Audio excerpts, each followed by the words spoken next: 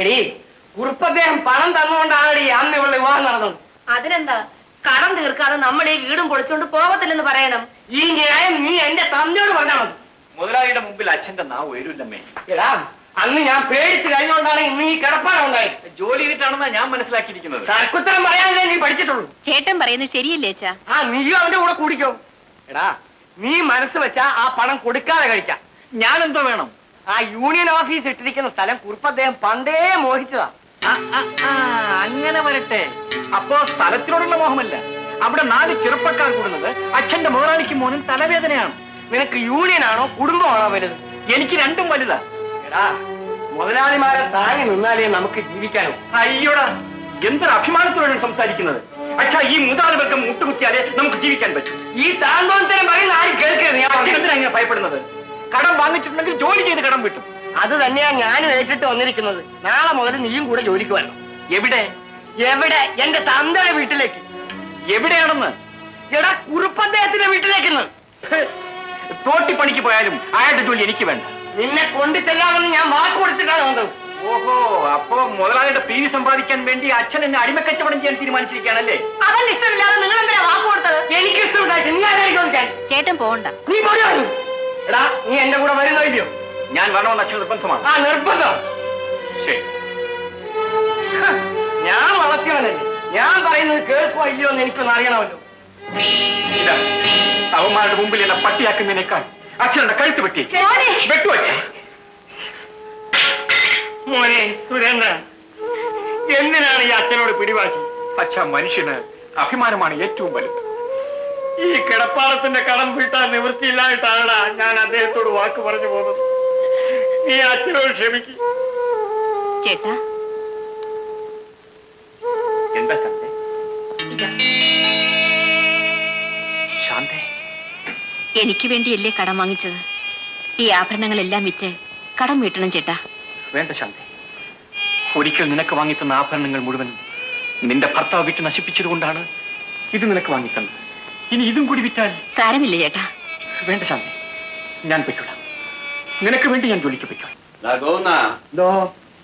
ഈ വീട്ടിൽ എങ്ങനെയൊക്കെയാ പെരുമാറേണ്ടെന്ന് പറഞ്ഞു കൊടുത്തിട്ടാണോ നിന്റെ മോനെ വിളിച്ചോണ്ട് വന്നത്? ആ, ഇവൻ ജോലിയൊക്കെ നേരെ ചെയ്യൂടാ? ചെയ്യുമേ. സുരേന്ദ്ര, എന്താടാ ഇടാന്നോ? പിന്നെ നീ എന്നെ എന്തോന്നാ വിളിച്ചത്? അച്ഛൻ ചുമ്മാ ഇരിക്കച്ച, എനിക്ക് പേരുണ്ട്. സൗകര്യം ഉണ്ടെങ്കിൽ അത് വിളിച്ചാൽ മതി. എടാ പോകുന്ന ഇവനൊരു അഹങ്കാരിയാണല്ലോടാ.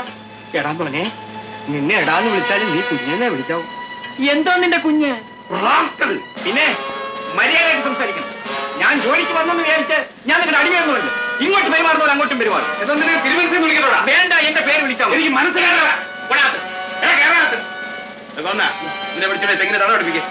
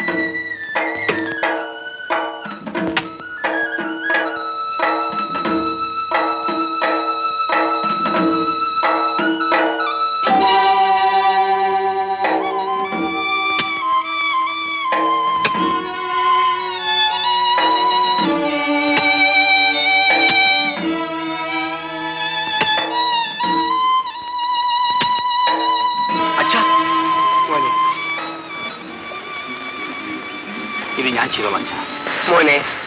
ഇന്ന് വരെ നീ ഇത് വല്ലതും ചെയ്ത് ശീലിച്ചിട്ടുള്ളതാണ്. സാരമില്ല അച്ഛാ, നമ്മൾ വാങ്ങിച്ച കടം നമ്മൾ തന്നെ തീർത്തല്ലേ പറ്റൂ. ജോലി ചെയ്ത് ഞാൻ തീർത്തോളാം. എന്റെ അമ്മ ഇതെങ്ങാനും കണ്ടാൽ? അതൊന്നും സാരമില്ല, അച്ഛൻ പൊയ്ക്കോളൂ.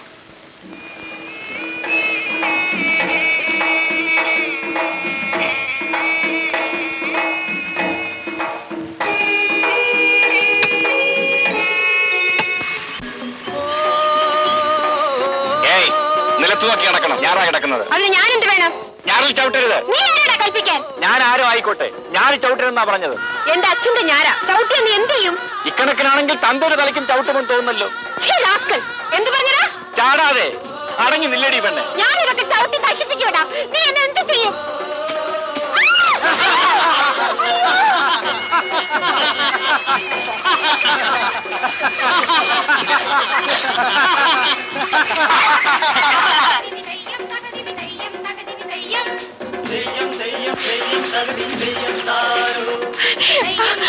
അയ്യോ എന്റെ കാലില് മുള്ളു കൊണ്ടോ? ആ മുള്ളുകൊണ്ടെങ്കിൽ കണക്കായി പോയി കൊണ്ടുവച്ച് അനത്ത്. അയ്യോ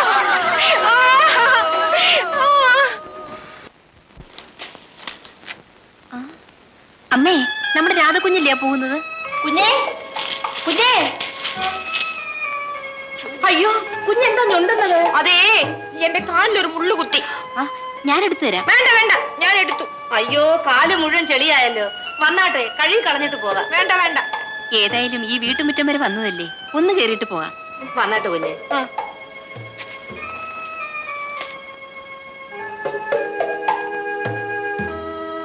ഇങ്ങോട്ട് ഇരുന്നാട്ടെ, ഞാനിവിടെ നിന്നോളാം. അമ്മേ, രാധകുഞ്ഞിന് എന്തെങ്കിലും കൊടുക്കണ്ടേ? നല്ല മോരിരിപ്പുണ്ട്, ഞാനിപ്പോ എടുത്തോണ്ട് വരാം. ഞങ്ങൾ പാവങ്ങളാ. രാധകുഞ്ഞിന്റെ യോഗ്യതയനുസരിച്ച് സൽക്കരിക്കാനുള്ള വകയൊന്നും ഇവിടെ ഇല്ല. ഞാൻ വേണ്ടെന്ന് പറഞ്ഞില്ലേ? എന്നാലും അങ്ങനെയാണോ?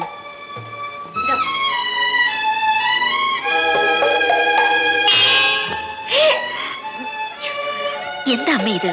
സാരമില്ല മോളെ, മുടി കിടന്നാ സ്നേഹം കൂടുമെന്നാ പറയുന്നത്. വാങ്ങിച്ചു കുടിക്കും മോളെ.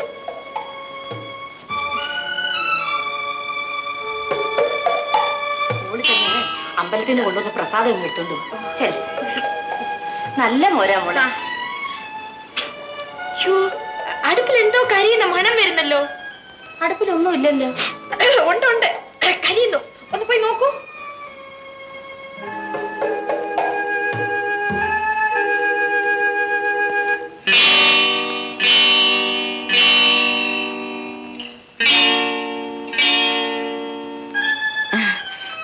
അയ്യപ്പൻ കോവിലെ പ്രസാദമാ.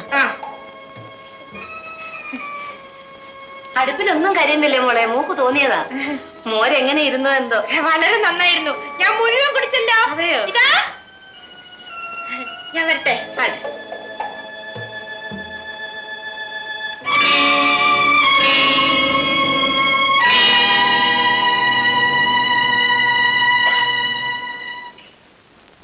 മഹാലക്ഷ്മി പോലല്ലയോ വന്ന് കയറിയത്.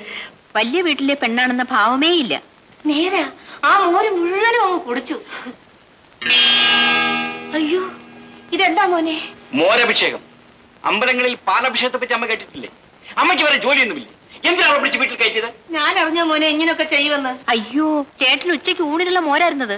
ഇനി ആ ചോറ് കൊണ്ടുവന്ന് തലയിൽ കൂടെ തട്ടി വെച്ചാൽ മതി. കോഴി അവിടുന്ന്.